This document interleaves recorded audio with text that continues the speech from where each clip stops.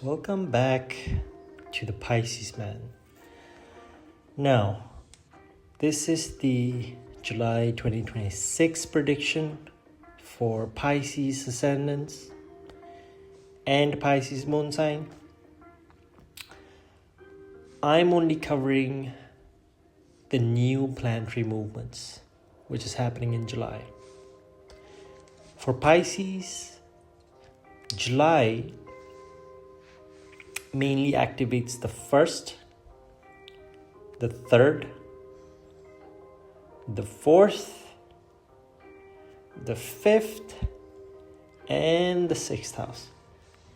So broadly, this month affects your health, your work, your routine, your relationships, your communication, and money through effort, of course. Now, on 4th of July, Venus goes into the 6th house, 4th of July, which is Leo, okay? And Venus rules the 3rd and 8th house. So Venus moves into the house of work, okay? The house of diseases, the house of your enemies, your competition, your daily routine. And this is going to give you a mixed results. Okay, because this is good for fixing anything health related, improving your routine, handling any sort of work problems, dealing with your competition. But it's going to be bad for relationships. Because Venus in the 6th can bring irritation. It can bring small arguments. Okay, it can activate workplace politics. Okay, it's going to bring less emotional comfort for you. So from July 4th, watch your tone with your friends, your colleagues, your spouse, your partner, your clients, all right? Now, Mercury goes into the 4th house in Gemini. This happens on 7th of July. Mercury rules the 4th and 7th house. So this activates your home, your mother, your properties, your comfort zone, your emotional peace, your partnerships, the 7th house, okay? Your clients. This is generally good because Mercury is in its own sign. It's good for home planning, any sort of paperwork, any sort of studies, if you're a student, property discussion. It's really, really good for a clear communication. Okay, the only downside is overthinking or having too many discussions at home. Mentally feeling restless. On 16th of July, Venus goes into a new constellation, which is Pura Alguni. This is the 6th house. Venus is in the 6th house, and this happens on 16th of July. So this constellation is actually ruled by Venus itself. So Venus actually becomes stronger here. This is great for solving relationship issues practically. Okay, improving your own appearance. For example, getting a new pair of shoes, new clothes, improving your health routine, getting a new haircut, It improves your daily comfort. The downside of this is overspending. Okay, overspending on luxury, overspending on food, on your beauty products, doing those emotional purchases. Okay, the only thing I can warn you about here is don't spend money just because you're in the mood, just to make yourself feel better. Now, Sun goes into the 5th house in Cancer on 17th of July. And Sun rules the 6th house. So the 6th house Lord goes into the 5th house. This will activate your creativity, your intelligence, your decision-making skills. Okay, it's great for competition, any sort of competition. If you're going through exams, if you're studying, if you're teaching, it's great for leadership roles. Okay, it focuses mainly on learning and teaching. But it's really bad for your ego. Okay, you're gonna have this inflated ego, especially in your relationships, your romantic relationships. Okay, it can build some pressure regarding your children. It can create stress in your education, which is actually going to boost your outcome. Okay, so this is a good thing. This placements make you really productive. Okay, but don't expect to be relaxed. Now, Sun enters a new constellation, which is Pusha, in the 5th house on 20th of July. And Pusha is actually ruled by Saturn. So Sun and Saturn, they're not on good terms. So whenever you see Saturn being placed in Sun's house or Sun's constellation, or Sun being placed in Saturn's constellation or Saturn's house, they become uncomfortable. This makes education, children, creativity, your decision making a little bit more serious. You start putting in more thought.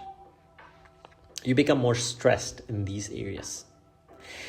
It's actually great for discipline. Okay, it's great for structure. It's great for students. It's great for planning something. Okay, it just creates this emotional heaviness, pressure. It sucks out all the fun out of the whatever that you're doing. Okay. Overall, I would say this is a positive transit because it gives you great outcomes. It gives you structure, and that's what you need to succeed. Now, Mars goes into a different constellation, which I can barely pronounce. Okay, it's called Mrigashira. Not sure if I pronounced that correctly. And that's happening in the 3rd house, Taurus. Okay, it happens on 24th of July. And Mars rules the 2nd and 9th house. So it activates your speech, your money, your family, your courage, your efforts, your communication, short travel, your fortune. Okay, it's good for taking action, for speaking, learning, applying for a job, building a new skill. Okay, it just kind of damages your speech because it makes your speech harsh. Okay, with your harsh speech, you can have arguments in your family, in your friend circle. It makes you take impulsive decisions. Okay, just remember your words may be true, but delivery should not sound like you're a policeman or something. Okay, just be careful in the way you speak. Saturn becoming retrograde in the 1st house. Okay, Saturn is in Pisces, the 1st house. We're going through the peak Sarisati period, and Saturn rules the 11th and 12th house. So this retrograde happens on 27th of July, and this will activate your body, your health, your confidence, your direction in life, your networks, your expenses, your sleep. Okay, it's actually a good place, a good thing. It's good for your reviewing. Okay, it's good for reviewing your long-term goals. It's good for looking at your health, your routine, your expenses. Okay, but it gives you this low energy. It gives you this fatigue. Okay, it creates pressure within your mind. You'll feel mentally heavy here. Okay, it can create small delays here and there. Okay, and especially not good whenever someone is going through Sadhisati, especially. So it kind of gives you that, it amplifies that, whatever that you're going through. Okay, and remember, we're going through peak Sadhisati at this point, and we're more than halfway through. So this will create this tension. Okay, just watch out for this period here. Okay, not necessarily bad, because it gives you this direction. It kind of make you think about your direction in life, kind of clarifies things for you. Okay, about where your what your plans are and where you're heading, right? Just be prepared for that feeling of fatigue kicking in, feeling of tiredness. Okay, now July 29th, Sun and Jupiter conjunct in Cancer, the 5th house. Sun and Jupiter in Cancer, the 5th house, on 29th of July. Jupiter rules the 1st and 10th house, and Sun rules the 6th house. So, career, yourself, your education, your creativity, your intelligence, all get connected here. Okay, I would say this is one of the best transits of July for Pisces ascendants. Okay, it's good for career planning, for studies, for teaching, for exams, for counseling, knowledge-based work. Okay, but it's going to inflate your ego. It's going to make you overconfident. You need to be aware of this. You cannot be you cannot let ego take over your yourself. Okay, overconfidence is great, but make sure it doesn't affect the people around you. You shouldn't be looking down upon people. That's what I'm saying. Okay, use this for learning, for your career growth. Okay, not for damaging other people's mental health. Okay, just remember that, especially your loved ones. Now, Venus enters Uttara Falguni, your 6th house, on 29th of July. Okay, and in this constellation, Venus will make relationships more practical. Okay, it's good for sorting out any sort of duties, for like sorting out your agreements that you had, or responsibilities. You'll be very practical about your responsibilities. For example, you would divide your work at your with your work colleagues. You will equally divide work. You'll be very practical when it comes to responsibilities, but that does not work in relationships, in your romantic relationships. Okay, because you have to be selfless. Okay, you cannot be dividing everything, especially like simple tasks like bills, daily responsibilities. You should be a little selfless in relationships. Okay, different story when you're at work, different story with people that you are that you're not living with. All right, then it makes sense, then that's great.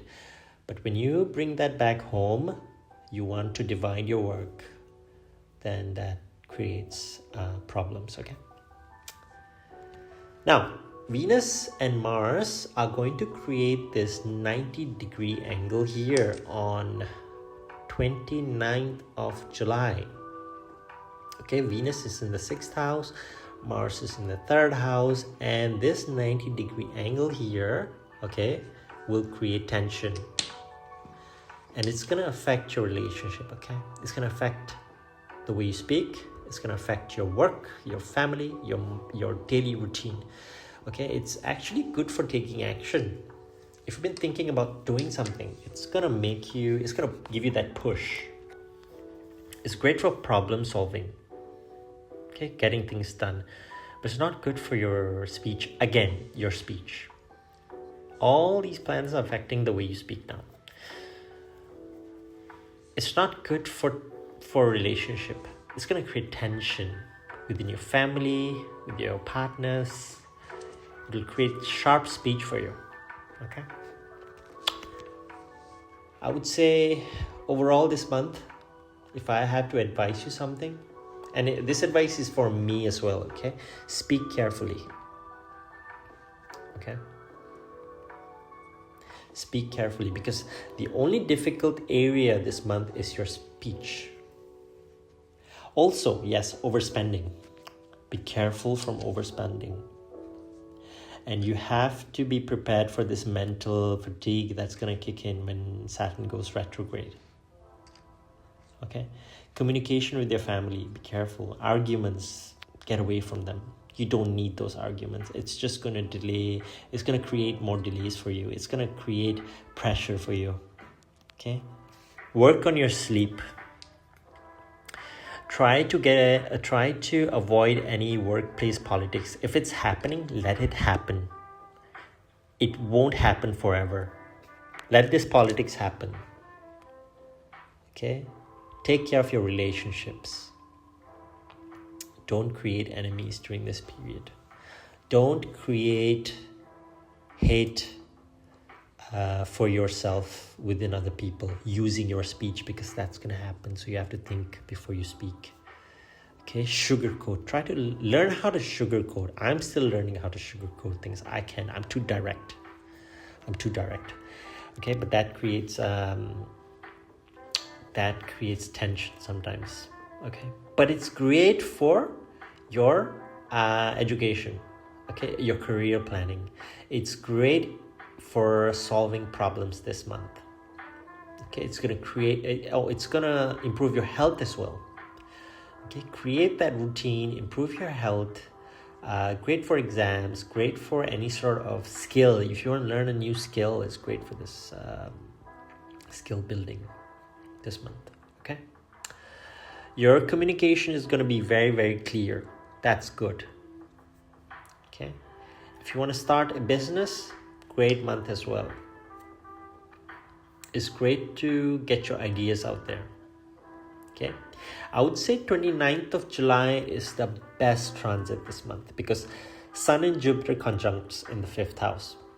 It's really, really good for your career, really good for your knowledge. If you want to have children, if you're planning to have children, I think it's one of the best times this month. Okay, great for knowledge, learning, for teaching. It's great for your children as well, great for your creativity. But July 27th onwards, things start getting a little difficult. Okay, Saturn retrograde in the 1st house is a difficult period, with Venus and Mars making this tension on 29th of July as well. Watch out for your health. Watch out for your mood swings that might happen. Watch out for any arguments. Try to get away from arguments. Try to not overwork yourself. Okay, overthinking, overworking, arguments. Work on your sleep. Watch out for your health. And I would say July 2026 is overall a productive month for Pisces. Okay, it's not like a soft chill out month. Okay, it will support your growth through discipline. Okay, through studies, through routine, through clear communication. Okay, stay organized, guys. July is going to be very useful. Okay, just be careful. Don't be lazy. Don't be emotional. Don't be reactive. okay? Otherwise, this month is going to go by very, very fast if you keep working and you watch out for these issues and don't get into too much trouble, okay? All right, and I will do a detailed prediction for each of these transits as the dates come near, okay? All right, take care, bye, all the best, guys.